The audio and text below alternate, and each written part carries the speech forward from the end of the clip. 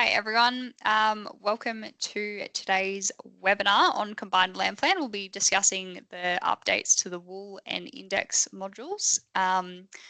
Just a few housekeeping rules before we start, and hopefully gives people a bit of time to jump online before we rip into things. Everyone should be on mute and their videos off. This just helps the actual streaming of this webinar. Victoria will pop a message in the chat in a little bit of time just to direct you to where you can pop questions in the chat. Once we actually go through the entire webinar though, you can come off mute if you want and ask questions. I'm Marnie Hodge, one of the Senior Development Officers at Sheep Genetics. I'm also joined by Victoria Ledger, who's another Development Officer, and Dr. Sam Walkham from AGBU. And we'll be running through the Combined LAMBPLAN wool and index module updates, which is very exciting because it's towards the final pointy end of the Combined LAMBPLAN analysis enhancement release. So just to start off, I'll be doing a quick recap of the relevant enhancements that have been made to date, as well as then Sam is going to take over and run through the updates to the wool and index modules. And he's also going to present a little look into the wool and index breeding values that are coming out as of the 1st of July analysis. So just really quickly, a recap of relevant enhancements to date. I just really firstly like to start by acknowledging both teams at AGBU, the Animal Genetics Breeding Unit, as well as the Sheep Genetics team for everyone's hard work to get these enhancements up and going. It's a huge chunk of work, very exciting enhancements. There's been some really amazing research that's been done to underpin lots of these enhancements by AGBU. And a lot of work has gone into it from the Sheep Genetics team. So just both wanted to start by thanking both teams to start off with. Sorry, Marnie. Yeah, We've Victoria. just had a message in the chat from Peter saying that he can't hear you. Yep. Is anyone else having that problem as well? Because I can hear Marnie fine on my end. Okay, Linton's all good. Sorry, Marnie, to interrupt. No, that's okay. No worries at all. Best to just make sure that everyone can hear me before I ramble on too much. Okay, so just back on track. Thanking everyone before we rip into the enhancements. So I also just wanted to do a bit of a scene setter and just explain why the Combined LAMBPLAN analysis came about. So there's been a few really big reasons that have underpinned that.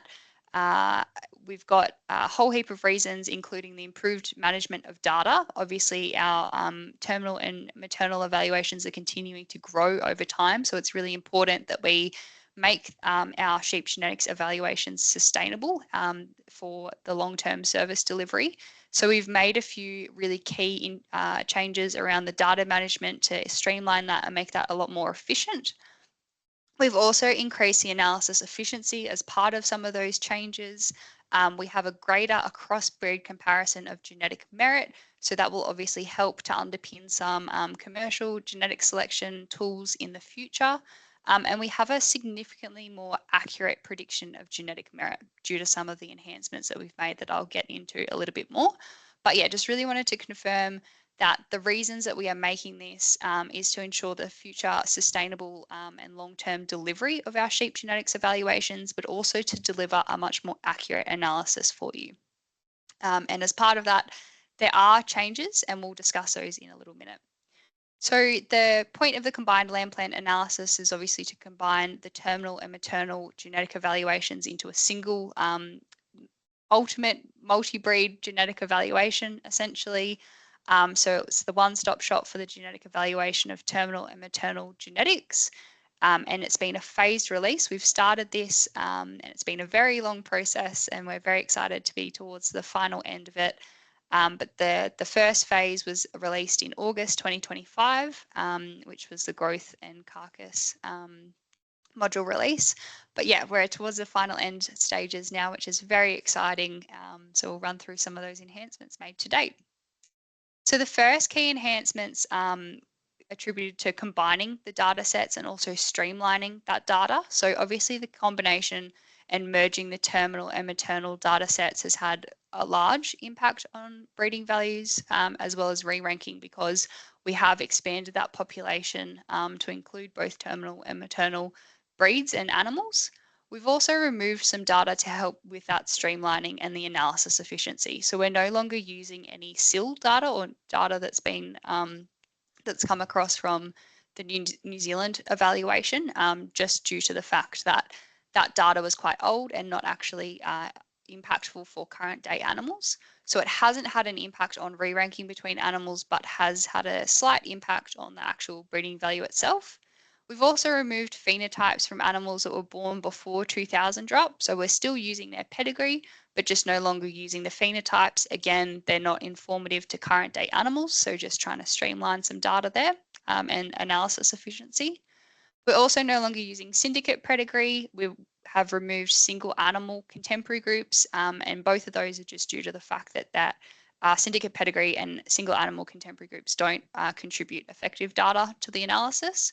And we have also removed hogget fat and muscle scans, as well as hogget WEC data, just because due to the nature of the maternal and terminal data sets, we don't have a lot of that data, so it's not effective either.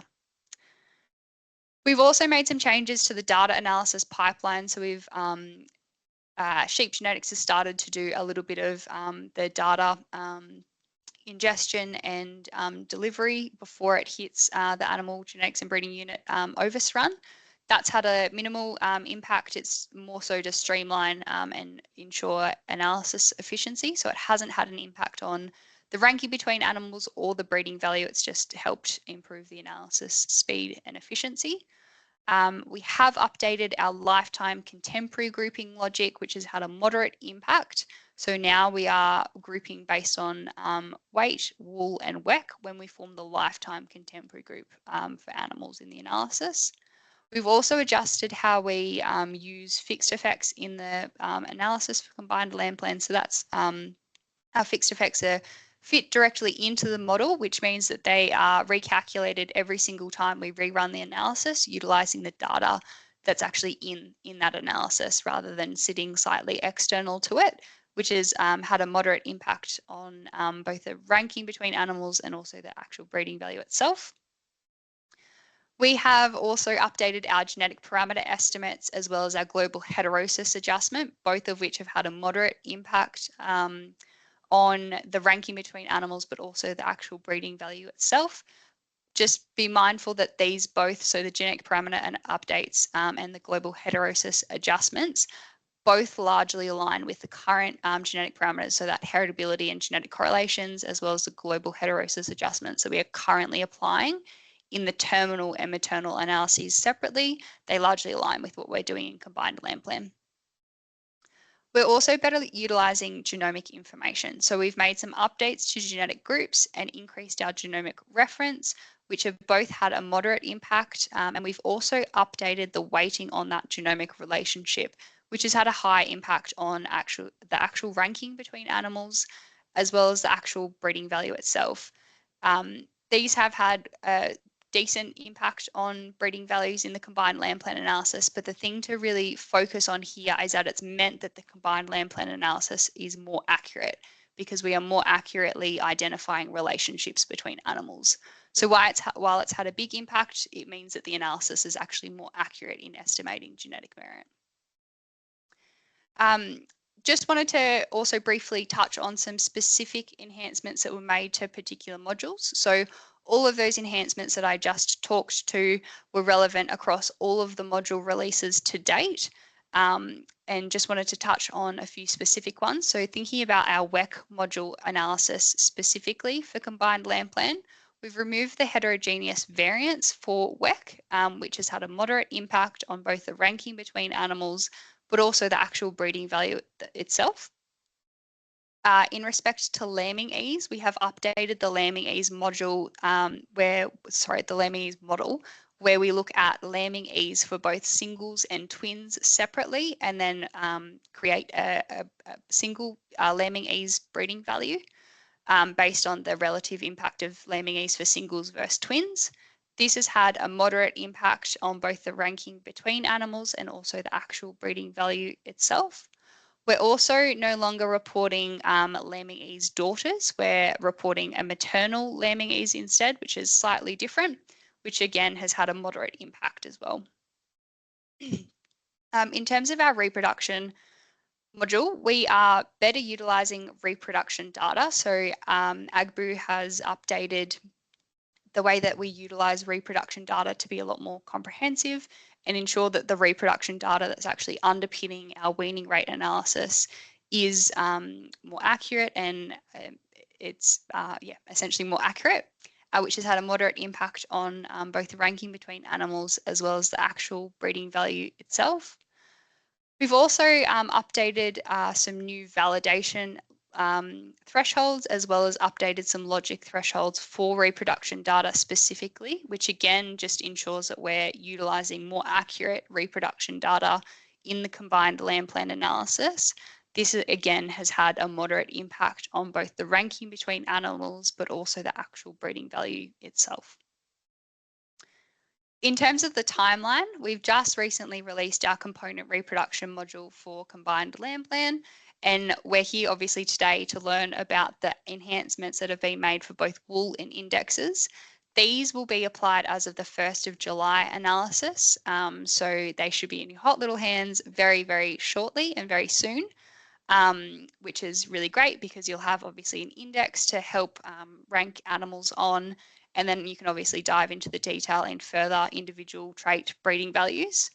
We do still have one more tier to release, which is our visual module, and that will be released around spring 2026. And then in 2027, we'll actually be turning off our current terminal and maternal analyses as they currently stand and just have the combined lamb plan analysis. So just be mindful that your future mating decisions, you should be looking at combined lamb plan for, because obviously that will be the analysis that will be available in the future from 2027 onwards. As always though, just the research breeding values as part of combined lamb plan will be run in parallel up until 2027. We also have a lot of webinars and analysis enhancement resources. So if you've missed a few of those releases to date, it's really a good idea to jump online and have a look at those and then have some discussions with some development officers at Sheep Genetics if you're unsure of what particular enhancements mean. And again, go through and re-benchmark against your percentile bands. So for the current and combined lamb plan analyses, you'll have the exact same percentile bands that we have for the current analysis. So that will help you re-benchmark. And also, like I said, for the future, as of 2027, we will actually be turning off the current terminal and maternal analyses. So think about the combined lamb plan breeding values when you're making your classing, joining, and selection decisions going forward. I'm going to hand over to Sam, who will take us through the updates to all of the modules. Thanks, Marnie, and it's great to be here again to outline the work we've been doing with these last two modules. I'll focus in on the wool module first. Can you just give me control, please, Marnie? Yeah, I just gave it to you, Sam, sorry, but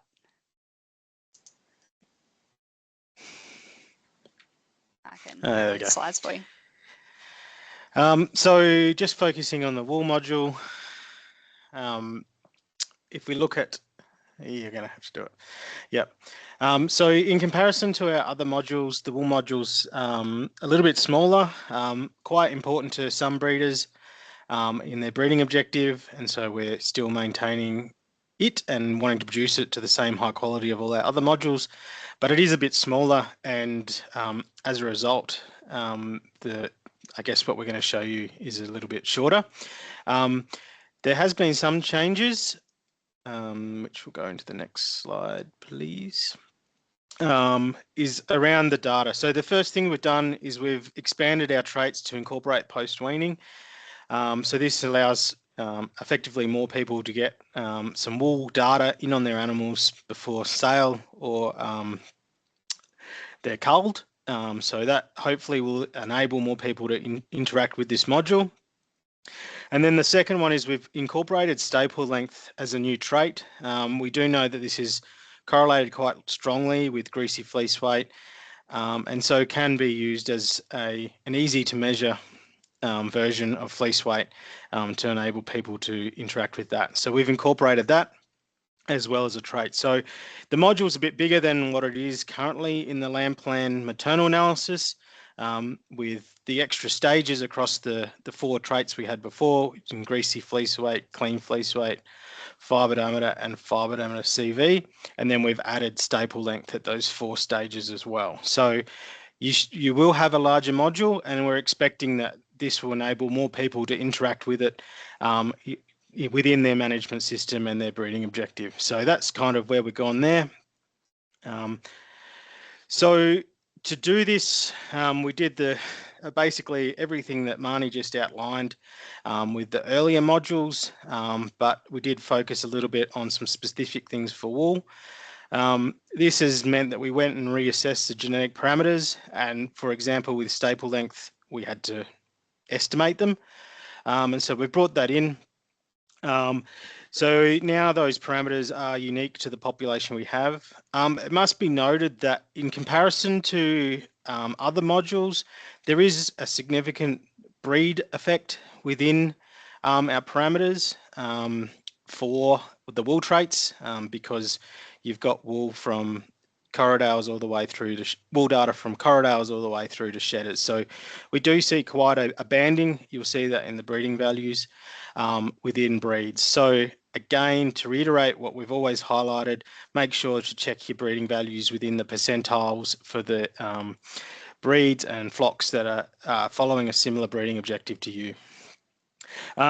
As we showed, we didn't see any advantages, sorry, Marnie, from separating out those breed effects. So we still see the estimates, but we're just noting that there is some big breed effects within some of these breeding values, which we account for accurately. So the genetic group structure is how we overcome that breed effect, and it's the same model that we implemented within module 1. I need to change the slide. Yep. So in essence, we keep regressing back our population to those base foundation breeds or groups, and that allows us to account for that population structure and balance the genomic and pedigree information coming through. This is the same as what I said, we fit it in the other modules. We do allow for understanding between those foundation breeds and the relationship between them, which helps us model them better, and it puts us in a good position to work forward as new data comes in. So are we expecting changes? Yes, adding the new traits, we'll see changes in breeding values through correlated information, as well as having breeding values on new traits. The genetic parameters will cause some slight changes, but overall there hasn't been too big of a shift away from what we had currently in LAMBPLAN maternal, and that's mainly because we don't see a large influx of terminal wool data. So in essence, the data that's being used here is really just coming from the same breeds that were contributing to it in the LAMBPLAN maternal analysis. But if terminal breeders are interested in wool traits, it's now available to them too. And then, of course, the genetic group update and changes in how we deal with the genomic relationship will cause the changes as we saw in the earlier phases. So if we look at how those breeding values are aligning between the LAMBPLAN maternal evaluation and the combined LAMBPLAN evaluation, if we focus on our major 5 maternal breeder groups that are contributing data, we see that the correlation between those 2 evaluations for the 2023 drop is still pretty high, probably a lot higher than what we've seen in previous ones.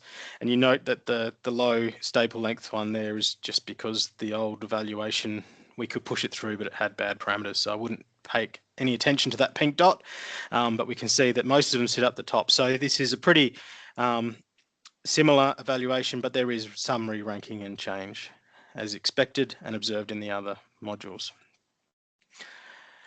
So changes in accuracy, we do see a slight bump. Again, this is quite a sporadic evaluation, so we do see some quite big changes in populations. This reflects the smaller analysis, but we do see, in response to that, improvement in the understanding of the genomic relationship and including genotype information better. We do see that little bump in accuracy, so we should see an improvement in your ability to select for the wool traits across the board.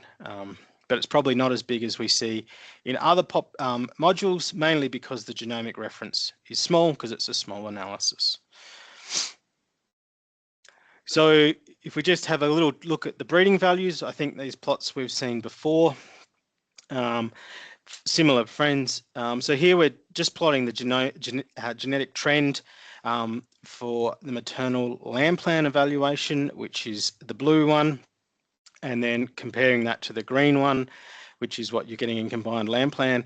Apologies, the y-axis has not been adjusted to the breeding values you will see, but it's a constant change. So we're just looking for patterns here. And as we can see, that we have very similar patterns in how the genetic trends have been going across the population. So we're quite happy with this, and again shows that we've got a very similar evaluation in the two. So here we have the maternal size for 2023. So these are the animals with a high accuracy in the LAMBPLAN maternal evaluation and also in the Combined LAMBPLAN evaluation. And they are, so the size of the 23 drop. And as you can see that we have pretty strong alignment between the two evaluations for our fleece weight traits. And as you can see, there's that quite clear breed effect with, unsurprisingly, the shedding breeds being quite low for fleece weight and the other breeds being quite good for fleece weight. So again, doing what we expect. Slightly more re-ranking in fibre diameter, but still strong correlations, and that's mainly because that parameters have changed a little bit more there. I don't report staple length here because we don't have it in the maternal evaluation, but CV, fibre diameter CV, follows a similar pattern to what we saw in fibre diameter. So again, we see strong alignment for the highly accurate size between the two evaluations. So in essence, that's where the wool module sits. We're quite happy with where it sits, and that will be coming out in the next with the next Combined LAMBPLAN evaluation. And that completes what is the release of all of the production traits, and that enabled us to take the next step, which was to implement some indexes into Combined LAMBPLAN. So let's talk about indexes. It's maybe why people have turned up to this one. What is happening? So this is what we plan to do. As you will all be aware, as LAMBPLAN users, we currently produce 7 indexes across the 2 LAMBPLAN evaluations, 3 in the terminal analysis, where we're focusing on carcass production or eating quality, and then in the maternal evaluation, we basically, again, looking for carcass production, but overlay that with a desire to improve reproduction and maternal performance. And then we have the wool production index there, which is meant we've had to get that resolved before we could release the indexes. So there's the 7 indexes you use now. And then the decision was made and has been supported by the advisory committee and technical committees to move forward at this phase of Combined LAMBPLAN, where we just implement those indexes as is across the evaluation. We've chosen to do this for multiple reasons, but one of them is that there has been a lot of change in transitioning to Combined LAMBPLAN, and we wanted people to understand that the change was because of the data, not changes in how we weighted things within the index. We've also brought forth this because we knew that people would probably can interact with the evaluation far more easily by using indexes as their first point of call. So by bringing in an index which people understand its objective behind it, and then overlaying that on the new breeding values, people can use that to interpret how things have evolved in Combined LAMBPLAN and how to move forward. So the decision, and was supported by our advisory committees, was to utilise the same indexes we have now. So what you're going to see come the next evaluation is that we will be reporting 7 indexes within Combined LAMBPLAN. So we're just taking the indexes from LAMBPLAN and moving them across. So if you're a LAMBPLAN user, you've now got indexes that go from a very terminal focus to a very maternal focus, all available to you across the whole population. Next slide, please. So what does that really mean for Combined LAMBPLAN users? Well, every animal is going to have every index calculated on it. There will be no breed restrictions about who gets what index. You'll just get an index calculated. Having said that, there will remain index reporting thresholds, and that's based on the accuracy of the index. So if you don't have traits that are heavily influential within that index, then you won't get the equivalent accuracy for that index and it won't get reported. So if you are really desire your animals to be reported on an index, then you need to be making sure that your flock is recorded for the key traits within that index, and you are linked to other flocks for those traits as well. So that's there, but this is a real advantage, and what part of why we went to Combined LAMBPLAN with the growth in people looking across breeds to gain genetic advantage, being able to look at those animals within different breeding objectives and what impact they'll have has huge advantages. So that's why we've brought it in, and this is one of the cool things about having that diversity of indexes being reported across the population. So re-ranking. There is going to be re-ranking on the indexes. There's been re-ranking of the traits that come into the index, so therefore we'd expect re-ranking of the index. If you're looking at indexes and you see re-ranking, the traits of most influence in the index, so where we put the largest influence in the objective, so for a maternal trait, the re-ranking in reproduction will have a greater impact than the re-ranking in the carcass components, and vice versa with the terminal traits indexes. It's important to remember, and part of our extension here is that we haven't changed the weightings in the indexes between the evaluations, and so the re-ranking is primarily about changes in the breeding values, not the indexes. It's also important to note that there will be animals that are appearing within for that index that were previously not, as animals have come across from the different analyses. But as we've highlighted with all of these modules, it is important to compare your animals within the relevant percentiles. So if you are using the BLX index at the moment, it's important to look at the percentiles for the border Leicesters in that, instead of worrying about maybe how a Texel performs on the BLX index. So we just want to talk about, oh, that's not the right slide there, sorry. The selection advantage for indexes. Next slide. So for those who've interacted with the Merino evaluation and the recent update to the Merino indexes, Andrew and I presented the response as regards to a selection advantage. To note here, I'm going to show some plots, and we didn't expect to get exactly the same selection advantages between the two evaluations because we've changed the breeding values, but we're looking for the traits to be moving in the same direction and to similar rates, and that's given us the confidence that the indexes are going in the same direction.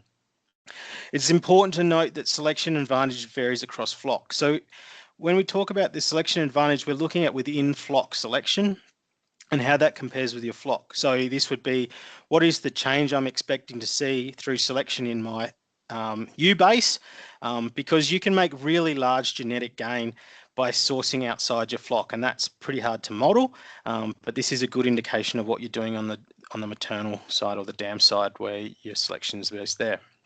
So what does the plot represent? To do this, we calculate the difference between the top 10% on the index. We've used the 2024 drop because that should be pretty stable in regards to information coming in, and we compare the difference for each of the objective traits within that index compared to if we just selected an average of that drop. So this gives us if I select on this index, how much will I see a change in post-weaning weight as a result of that index selection? To help understand the plots, we standardize all the traits to genetic standard deviations instead of EBVs, because as you could all understand, the scale of EBVs across traits is quite big, but a genetic standard deviation is similar. So that's how we've just plotted it here in these two plots that I'll show you. So I'm just going to select two of our indexes, a terminal one and a maternal one. We've done all the testing behind the scenes for the other indexes, and I've just kept it here to 2 to keep it simple. On the left, you'll see a plot which is come straight out of the Breeders' Bulletin, which describes contribution to the index. For the lamb eating quality index, it's a little bit of a different way of plotting what we've done, so don't compare that to the plot to the right. What I want you to look at here is the difference between the lime green, which is what the selection advantage using the current LAMBPLAN ASBVs would be, and then the dark green, which is the LAMBPLAN combined evaluation. And that box plot represents the distribution across all of the flocks within the terminal evaluation, which would have had LEQ before, and then what is in the combined LAMBPLAN. So what you can see is that we see on average a pretty similar response. We're still seeing favourable increases in growth, muscle. We're keeping fat relatively consistent. We're seeing improvements in dressing percentage, still getting an improvement in lean meat yield. We actually see an increase in improvement for IMF and shear force, which is not surprising and quite desirable for this index, and we still see a reduction in worm egg count. Apologies, I've grabbed the wrong plot and just missed lambing ease here, but we also saw that the selection advantage between the two evaluations with this index are very similar for lambing ease. So in essence, the differences you're going to see in the lamb LEQ index are again driven by changes to breeding values through the improvements we've made to the evaluation, but selection on that index moving forward will still take you in the same direction it was before. So that's quite comforting, and you're going to continue to improve the eating quality and carcass characteristics of your flock through that index. So the second one I want to talk to you about is MCP Plus, which is our maternal equivalent. Same scenario as before. The dark green is the LAMBPLAN combined, and the light green is LAMBPLAN maternal. And then we see that again, we see on average pretty similar responses with maybe a slight improvement in our reproductive gains, but very much similar. And we still see a variation across the flocks because each flock has a different level of accuracy in which you can select upon and scale. So again, quite comforting results. The indexes are still going to move in the same direction and meet the expectations that we've had before. So we can use them as our guide for better selection decisions as we were in the previous evaluations. So where do we go to from here? Just a little quick one. As Marnie said, we've got one module to come, which is the visual traits. As currently exists in LAMBPLAN, we really only have one visual trait, which is adult DAG or late DAG in maternals. This is going to get a bit of a shake-up. We're going to bring in some new traits. Very much a case of lowly recorded traits that could be seen as an advantage and bringing them in, for example, incorporating shedding. So those things will come out in the visual trait evaluation in spring. And then from an AgBoo point of view and a research point of view, we're probably going to go a little bit quiet for a while and really focus on making sure that the evaluation is secure for the future and safe to continue, and build some of those things that we've been crying out for to understand those changes. So a lot of the diagnostic supports that sheep genetics use to help you guys understand what's going on in the evaluation need to be retrofitted from the old evaluation into the new one, as well as adding new things that have continually popped up that we've never had an opportunity to build. So we'll be doing that in the background over the next 6 months before the final closing off of the old evaluations, so that the sheep genetics team can continue to service the evaluation for you guys. So that's where we're at. Thanks for having me again. Great, thanks for that, Sam.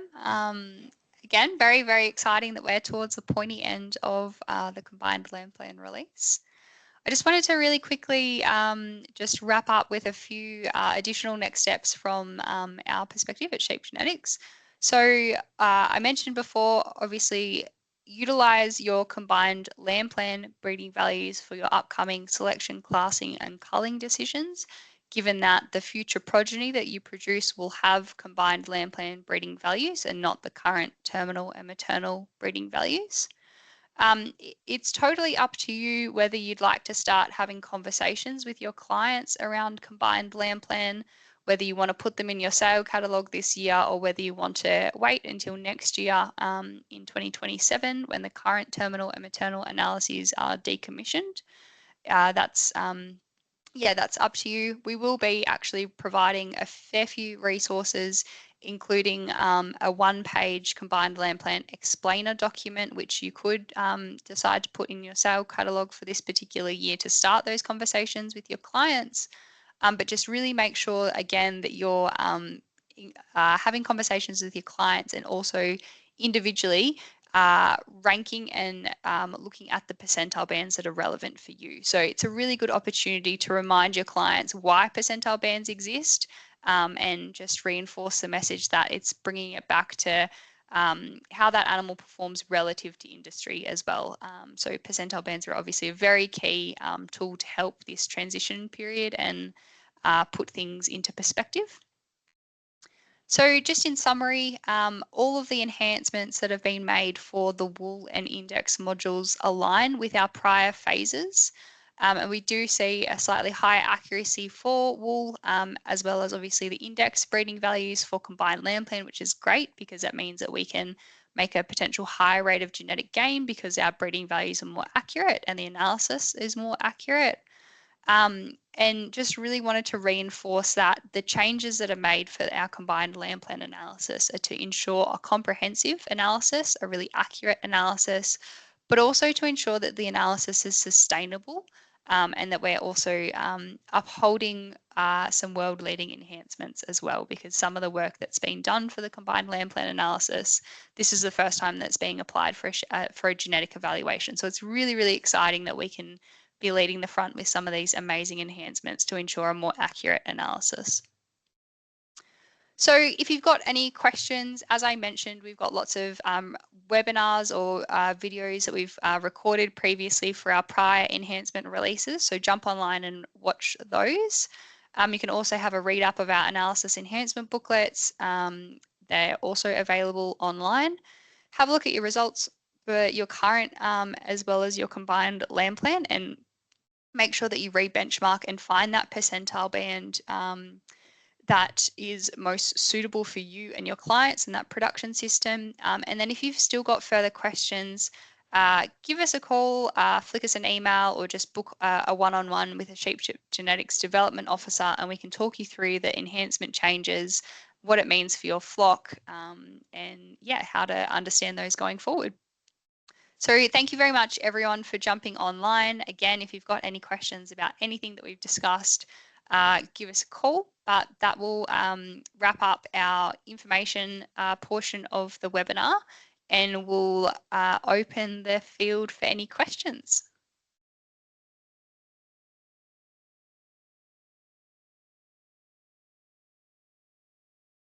Sorry, just having a little squizzy at the chat.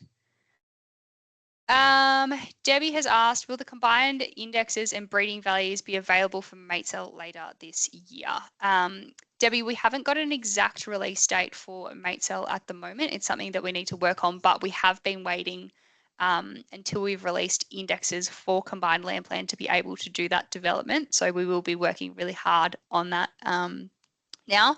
So there won't be any issues with transitioning mate cell use for Combined Land Plan now that we have an index.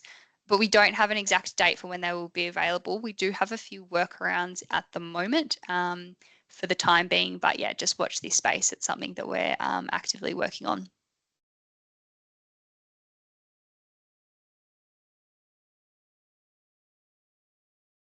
Just a reminder, if there are any other questions, pop them in the chat or come off mute if you can. Raise your hand. Yeah.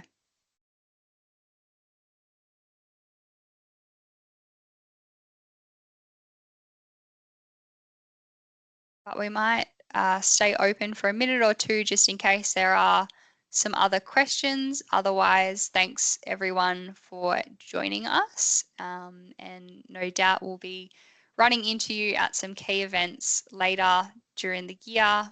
Victoria and myself will be at Bendigo. I know myself and Sam will be at LAMX next week. So if you're around, come say good day, ask us any and all questions to do with sheep genetics.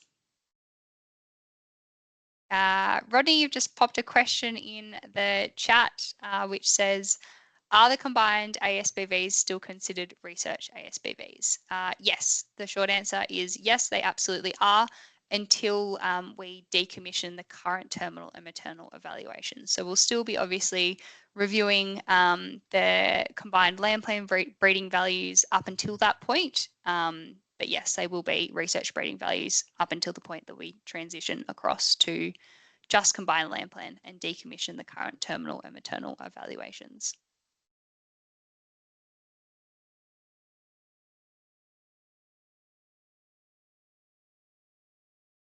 Fabulous. Well, it doesn't look like there's too many other questions popping through, so we might wrap things up and end this webinar. Again, thank you very much, everyone, for coming. Hopefully, we'll bump into you over the next few months across shows and sales and field days. Otherwise, give us a call and we will answer any questions that you have about Combined LAMBPLAN. But thanks very much for coming. I'm just going to press pause and end the event. Thanks very much.